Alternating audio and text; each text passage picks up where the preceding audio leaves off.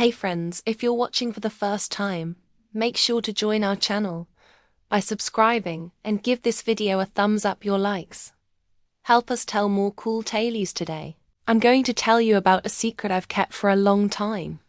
It's a weird mix-up that still makes me think if the world was joking with me, life can toss us into spots we never see coming sometimes.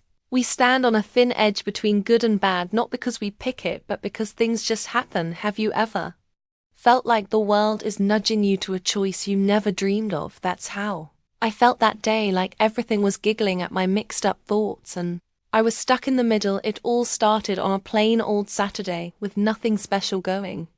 Only remember that day well because it was so normal. No parties.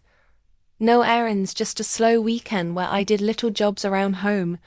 Time moved like a snail, and I was glad for any fun break. The washing machine buzzed softly as I dug through my wardrobe, picking out stuff I hadn't used in forever. My plan was easy: to collect old things, to give away shirts that looked old, hats that didn't fit any more, dresses from way back, and then deep inside I spotted it, an old short dress. I held it up, shocked. I hadn't seen this in years. Long ago, it was my top pick when I felt bold and life was all about play, giggles, and no worries, but that was ages ago. I giggled to myself, no way, this is for me now, I said quietly. The old memories rushed in. The dress wasn't just cloth, it was a piece of my past self. Someone I thought I'd left behind without much thought. I chose to put it on. Wearing it felt odd, like going back in time. I didn't think it would work, but when I looked in the mirror I had to chuckle. It fit tighter than before, showing shapes I didn't have them, pointing out spots I didn't like, but also some I kind of did. It wasn't about looking pretty. It was just fun checking, or so I thought. And right then, as I fixed the bottom with a happy grin, I heard it, a quick knock on the door. I stopped still. Who is that? I said softly, checking the time. I had no guests, my clothes were messy, no face paint, and I had this on, not ready for company at all. Slowly I went to the door and opened it. There he was, Mike, my nephew, but he wasn't the kid I knew. Mike was 20 now, not the shy boy I used to watch. He stood big and strong, with a sure look that filled the entrance, his easy grin, the type that makes anyone feel good, held a nice warmth in one hand. He had a box of tools. Hi, Aunt, he said happily. You asked me to fix the wobbly shelf, and just like that I recalled I had told him to come help with the bookcase in the spare room, but I'd forgotten all about it. Oh yes, I said quickly, feeling silly about my outfit, but I didn't point it out. I just laughed and hid my red face. Yet come in the room as that way. As he came in, I saw his eyes look quick for a second before he turned away. Maybe I made it up, maybe not, but it added a strange feel to the room. Mike got busy fast, bending by the shelf, with arms up, showing strong muscles as he grabbed his tools. I tried to think of other things by going back to my clothes, but I couldn't ignore the odd vibe. It wasn't bad, but not usual either. You know, when you feel someone looks a bit too long, even if they act normal. That's what it was like. At first I said to myself, I'm thinking too much, he's family, no need to worry about his looks. No need to dream up stuff. And then Aunt Mike called from the room, can you help me quick? I think I need another pair of hands. I waited a bit, then went over. In the small room, Mike was low on the floor, holding a hammer, pointing at the stuck part. His shirt arms were higher now, and his brown, strong arms surprised me. The wood is jammed, he said, looking up. Can you hold this while I pull it loose? I said okay, and bent to grab the shelf. The space was tiny, too tiny. Soon our arms were close, almost bumping. The heat from him spread in the tight spot, touching my skin and making me shake a little. Without wanting, I tried to pay attention to the job, but my eyes slipped for a moment. I looked at Mike and saw it. He wasn't only fixing the shelf, his eyes jumped to me fast, but clear, like he was checking something, pushing limits. I swallowed and spoke. Is it fine? He waited, then gave his normal, easy smile. Yeah, all set. But the weird feel stayed heavy and quiet. Mike fixed the shelf at last and stood up, wiping his hands on his pants. Done, he said with A grin that felt a tiny bit new, thanks, I said, trying to sound regular, not thinking about the small changes. I saw he rested on the wall, arms folded, looking at me in a way I couldn't read then, like no big deal. He said, "You know, Aunt, I've never seen you wear that before." I stopped, my face got hot.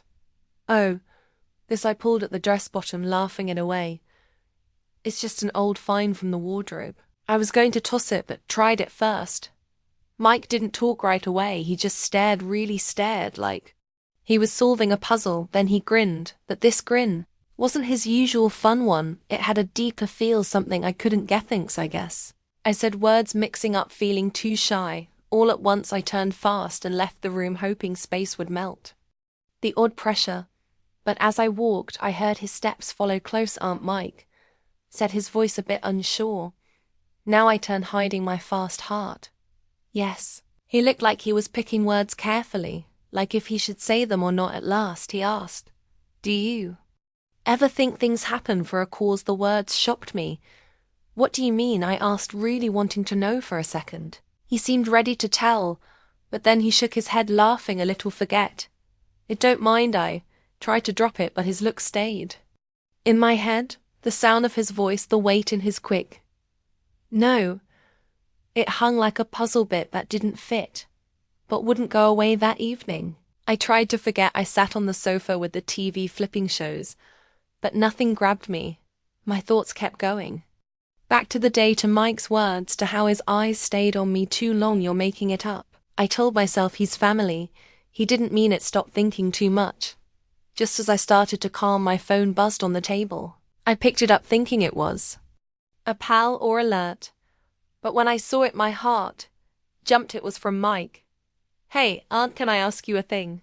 I looked at the words, mixed up. Why text now so late? What could he want that he didn't say before?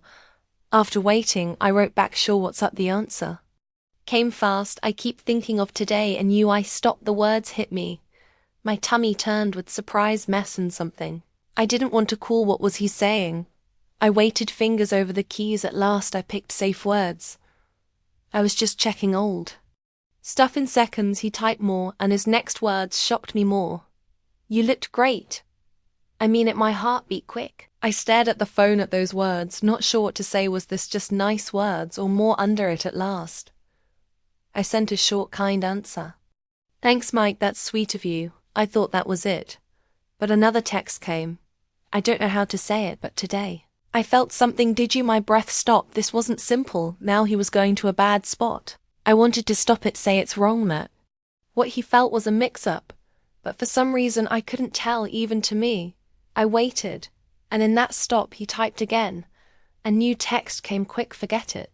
I shouldn't have said that. I breathed out, shaky, half glad, half worried. Maybe he knew he went too far. Maybe it would be normal again, but inside I knew this wasn't over.